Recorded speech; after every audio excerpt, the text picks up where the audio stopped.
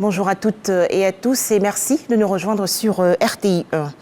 Des entreprises françaises montrent leur savoir-faire lors d'une exposition dans le district d'Abidjan. Il s'agit de 27 entreprises françaises spécialisées dans les domaines de la sécurité et de la défense.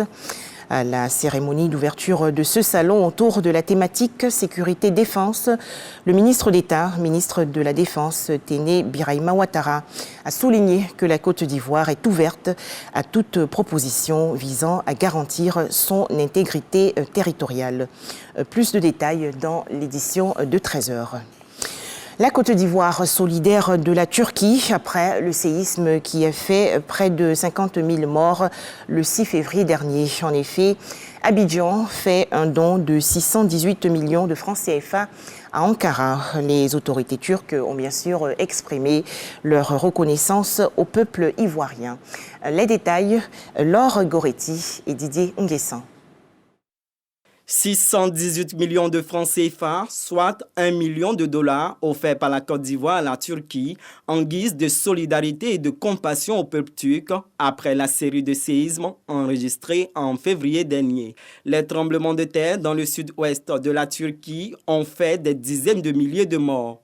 Le chef de l'État, son Excellence Alassane Ouattara, qui entretient des relations d'amitié avec votre président, son Excellence, le président Erdogan, n'a pas voulu rester en marge de la grande solidarité agissante au niveau mondial.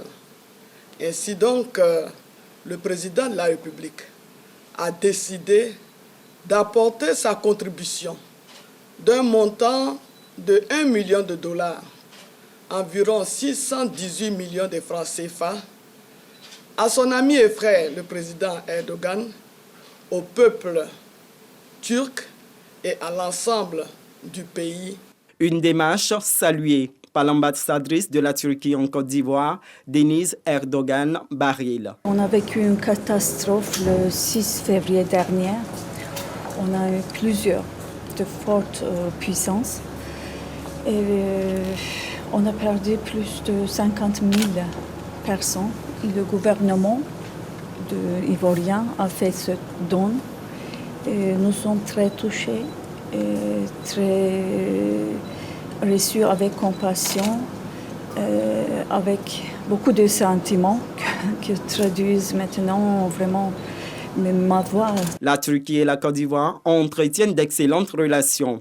Leur coopération s'étend à plusieurs niveaux, notamment au plan économique, sanitaire, éducatif et sportif. La cérémonie de remise des attestations de fin de formation aux 32 formateurs du ministère de l'Enseignement technique et de la formation professionnelle. Ils ont bénéficié d'une formation de 3 semaines à Paris, la capitale française. Cette cérémonie de remise des attestations s'est déroulée le 4 mars dernier dans la commune de Cocody. En image, l'actualité hors de chez nous.